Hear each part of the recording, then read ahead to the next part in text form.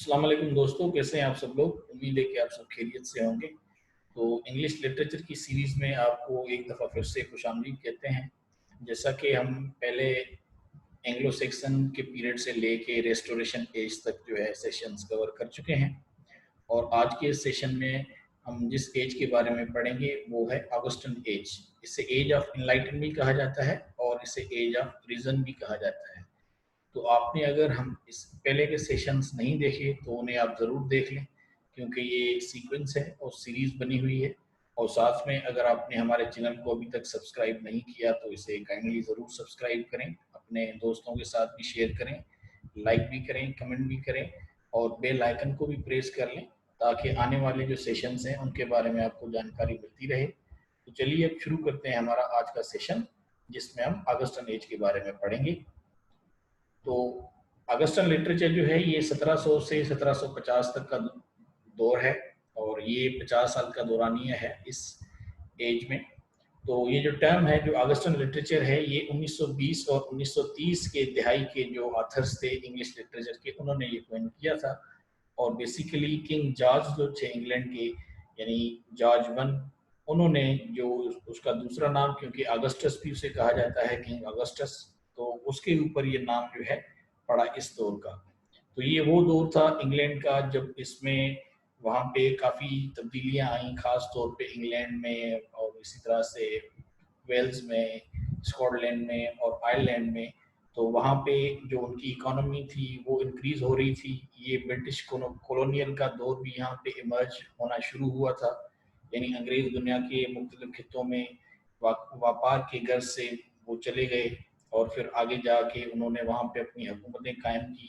तो ये वो दौर है कि जहाँ पे इनकी इकोनॉमी जो है वो बढ़ रही थी, एक्सपेंड हो रही थी, और तालीम के मैदान में भी वो अच्छी खासी कामयाबियां हासिल कर रहे थे। साथ में इंडस्ट्रियल जो रेवोल्यूशन था, उस इनकलाब का भी वहाँ पे असर हो रहा था। और क्योंकि इसे एज ऑफ इनलाइटनमेंट कहा जाता है या इसे एज ऑफ रीजन कहा जाता है, वो इसलिए कहा जाता है कि ये वो दौर था जब इंग्लैंड में साइंस जो है, खास तौर पे साइंस के मैदान में काफ़ी ज़्यादा डिस्कवरीज आ रही थी, या जो आइजैक न्यूटन ने जो जो खास तौर पे फिजिक्स में और जो मैथ्स में जो उन्होंने काम किया, और इसी तरह से जॉन लोकी ने जो काम किया लिटरेचर में, और फ्रांसिस बेकन ने जो एसेज में काम किया।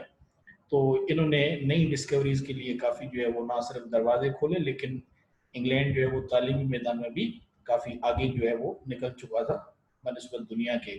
तो साइंस का एडवांटेज था उनके पास। और इसके अलावा ये जो एज है, यानी जो ऑगस्टन एज है, या जो एज ऑफ एनलाइटमेंट है, इसे रेशनल या साइंटिफिक अप्रोच भी कहा जाता है। तो लोग अब मज़हब को या मुआशरे को या सियासत को या मईशत को अक्ल और शऊर की बुनियाद पे या साइंस की बुनियाद पे जो है वो देख रहे थे। जिस तरह पहले यानी वो एक कॉन्सेप्ट था बिलीफ का, तो वो अब जो है वो यहाँ पे नहीं था। अब लोग यानी हर चीज़ का एक रीज़न ढूंढ रहे थे, या वो अक्ल शऊर के साथ या अपने सेंसेस की इन्वॉल्वमेंट के थ्रू चीज़ों को परख रहे थे, देख रहे थे। तो जो फिलोसोफर्स थे इस दौर के, फिर उन्होंने इंस्पायर किया, और इस वजह से जो डिस्कवरीज हैं पर्टिकुलर साइंस की दुनिया में, वो अब ज़्यादा इंग्लैंड में जो है वो होना शुरू हुई, जिससे इंग्लैंड को काफ़ी आगे फ़ायदा भी हुआ। और इसीलिए ये वो दौर है कि जहाँ पे हम देखते हैं कि इंग्लैंड में जो है वो यानी एक किस्म की डॉगमेटिज्म का दौर है, ये इंटॉलरेंस का दौर है, साथ में सेंसरशिप्स भी हैं, और इसी तरह से इकोनॉमिक और जो सोशल रिस्ट्रेंट्स हैं, पाबंदी हैं, वो भी लगी। सेंसरशिप वहाँ पे जो उनके थिएटर्स थे, एक नया कानून आया था जिसको हम आगे देखेंगे कि वो फिर थिएटर्स जो थे उन पे जो स्टेट थी यानी उनका कंट्रोल था। तो ये सारी चीज़ें जो है वो इस दौर में हुई हैं। तो इसके बाद फिर हम आगे देखते हैं पोइट्री। तो इस दौर में हम देखते हैं पोइट्स जैसे कि जेम्स थॉमसन है, उन्होंने जो है वो अपनी मेलनकली द सीजन्स के नाम से लिखी। इसी तरह से एडवर्ड यंग है, उन्होंने पोएम लिखा नाइट थॉट्स। तो इन दोनों पोएम्स पे इनको काफ़ी ज़्यादा शोहरत मिली, लेकिन अल्टीमेटली जो इस दौर के आउटस्टैंडिंग पोइट थे वो थे अलेक्जेंडर पोप। और ये वो यानी दौर था कि जहाँ पे हम देखते हैं सीरियस कंपटीशन थी।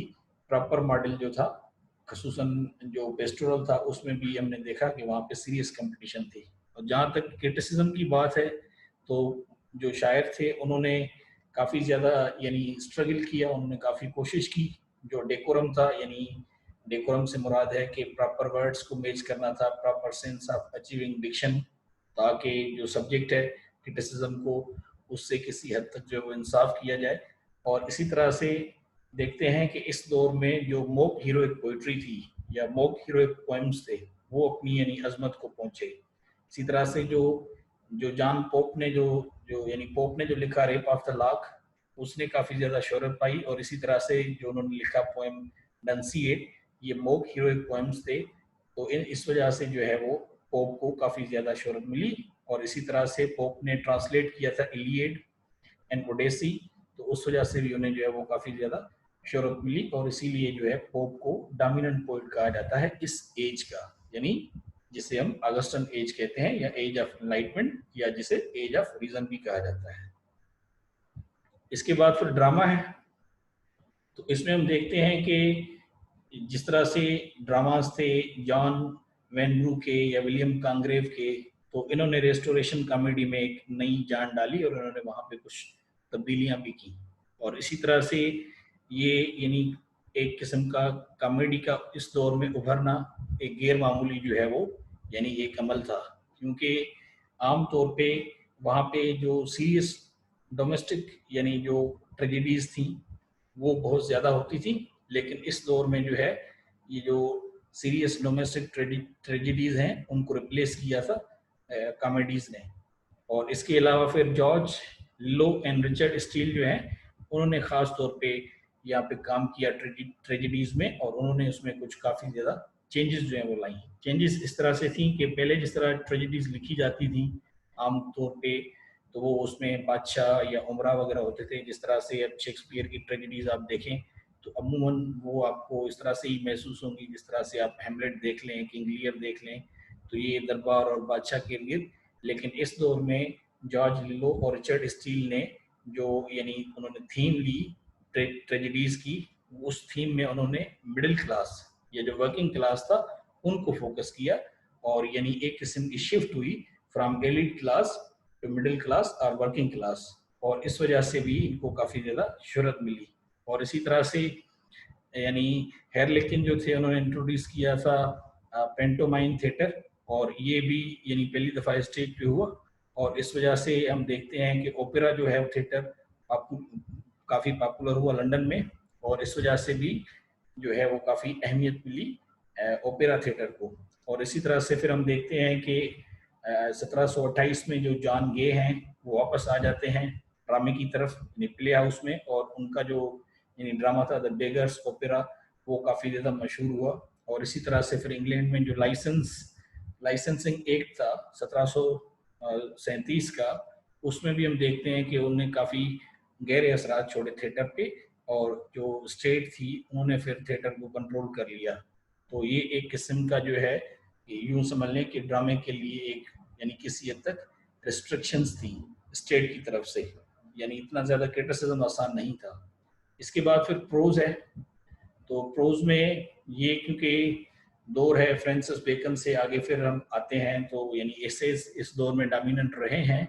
लेकिन एसेस के साथ साथ इसमें हम देखते हैं कि नावल जो है उसने भी यहाँ पे इमर्ज करना शुरू किया। जोसेफ एडिसन और रिचर्ड स्टील्स जो थे उनके जो यानी एक किस्म की जो पीरियडिकल एसेस थे उन्होंने काफ़ी ज़्यादा शोहरत यहाँ पाई, द स्पेक्टेटर। लेकिन इसके बावजूद भी डेनियल डेफो जो है, जो उन्होंने नावल लिखा था रॉबिन्सन क्रूज, तो रॉबिन्सन क्रूज जो है उसे कहा जाता है कि ये पहला कोई सिग्निफिकेंट नावल था यानी इंग्लिश लिटरेचर में। इसकी वजह से डेनियल डेफो को जो है वो यानी काफ़ी ज़्यादा शोहरत मिली, जो बुनियादी तौर पे एक जर्नलिस्ट थे। तो वो क्रिमिनल की जो जिंदगियां थी उनके बारे में वो स्टोरीज लिखते थे प्रेस में, और उसके बाद फिर उसने आहिस्ता आहिस्ता फिक्शनल क्रिमिनल जो स्टोरीज थी जिस तरह से उन्होंने लिखा था रोक्सेना में या मेल फ्लेंडर्स में, तो उन्होंने भी काफ़ी ज़्यादा शोहरत पाई। और इस वजह से नावल जो है यानी न्यू फॉर्म ऑफ प्रोज जो है ऐसे के साथ इमर्ज होना शुरू हुआ इस पीरियड में। तो ये था हमारा आज का सेशन जिसमें हमने ऑगस्टन एज को कवर किया। तो आने वाले सेशन में हम जो है इसके अलावा और सेशंस करेंगे जिनमें हम और ज़्यादा जो एजेस हैं उनको हम कवर करेंगे। तो यहाँ पे हमारा सेशन जो है ये ख़त्म हो रहा है। तो अगले सेशन तक के लिए आपसे इजाज़त।